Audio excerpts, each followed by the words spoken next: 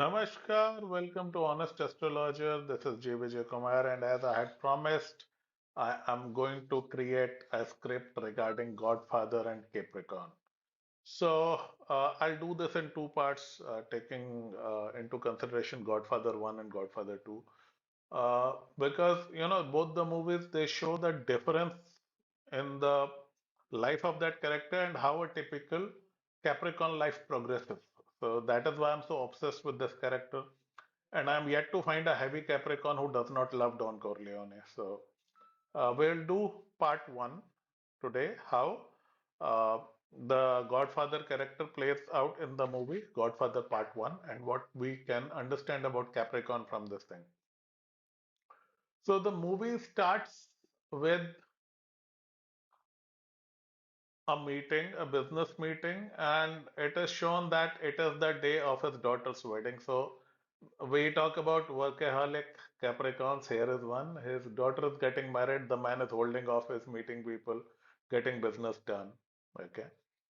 Then we see that he's very balanced. He is not taken away by passion or anger. He has very measured responses. This is something which maybe a Scorpio or a Cancer needs to learn from Capricorn. These guys are pretty balanced. So he will tell Bonasara, what have I ever done to offend you? He'll rebuke Tony, that a person who doesn't give time to his family, and he would slap his godson. You can act like a man. I'd created a meme on that. So he knows in what amount of anger and aggression is required at what place. Then we see that this is a man with good family values who likes to coach his children. So Capricorn fathers can be a little tough, but they almost always leave a small empire for his children, and this is what he did. Another thing with Capricorns, I've seen they have very strong daddy complex. So these guys are often the eldest in the family, at least eldest in their gender. And in young age, they have to deal with a lot of responsibility somehow. So by the time they are old age, they have learned their lessons and they are way smarter than rest of the janta, and then they, ease out a little. The Capricorn reverse aging is a whole new topic about which I can prepare. In fact, I do plan to prepare a entire video on Capricorn reverse aging and midlife crisis and Shani. So we'll do that. Another thing which I have seen is that Capricorn is the sign of the businessman. There are hardly any Capricorn Lagna or Capricorn Moon who don't want to run their business.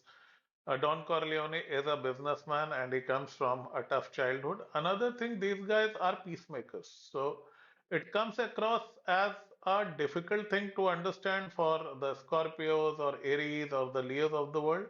But Capricorn understands that business is run better in peaceful times. War is bad for business. And Don Corleone, look at this character. Only a few minutes in the movie. The real, actual screen presence of this character is just like one third or 25% of the movie, but the man dominates. He is the most talked about character. It's not Michael, it's not Sonny, it's Don Corleone. All he does is say a few dialogues, attend one meeting, and give one guidance to his son. That's it. But the kind of impact he has, so Capricorn has a way of winning without dominating. So even if they conquer a few people, people don't hate them typically. So they make good and kind conquerors and benevolent rulers, but they know how to play power games. But he is not a fool. He is able to see through which is the person who's playing the games, which everybody missed in the movie. So you could say it was Don Barzini. Yeah, he said it was Barzini all along. So these people know how to analyze things and put things in perspective and connect the dots.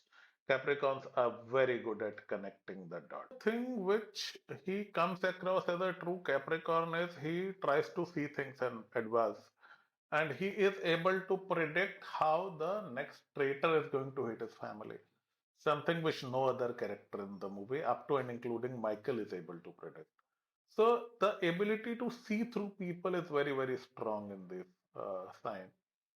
And he comes across as very thought process in his voice. but you can see that he's very cold, calculating.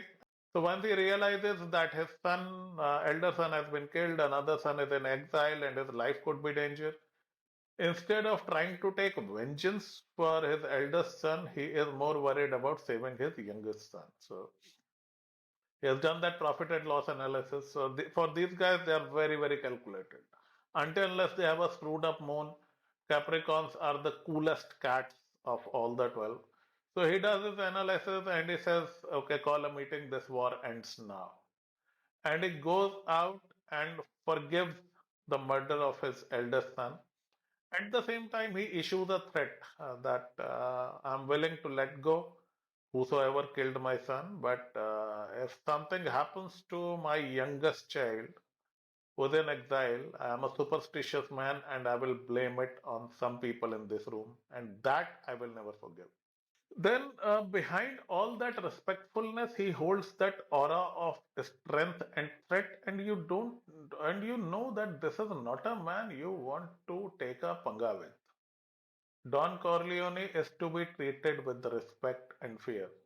So these are the people who are very, very mature since their childhood. So these are good guys and tough guys put into one.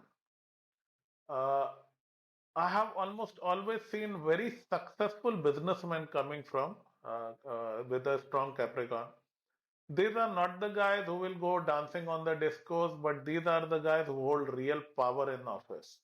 There could be an employee who's sitting there quietly, but he is somebody who has the real controls over things.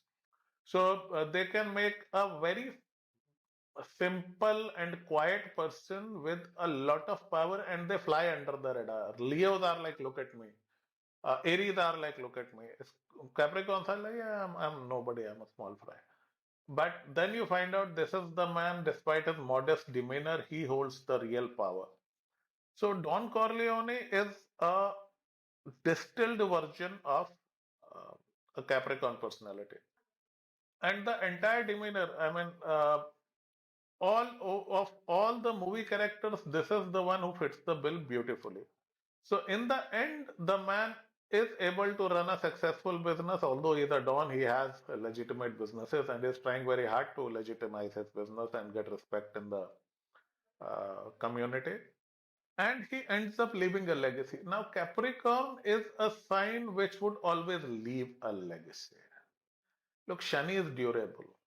And Capricorn is the 10th house. They need that power, that strength. They are the zenith of strength and power. Remember, Mars is not exalted in Leo or Aries. Mars is exalted in Capricorn. About power and world domination, 10th house and 10th sign is the peak of that power. And this character represents the grace and peak that comes with it. In the next video, I will discuss the youth of Capricorn people.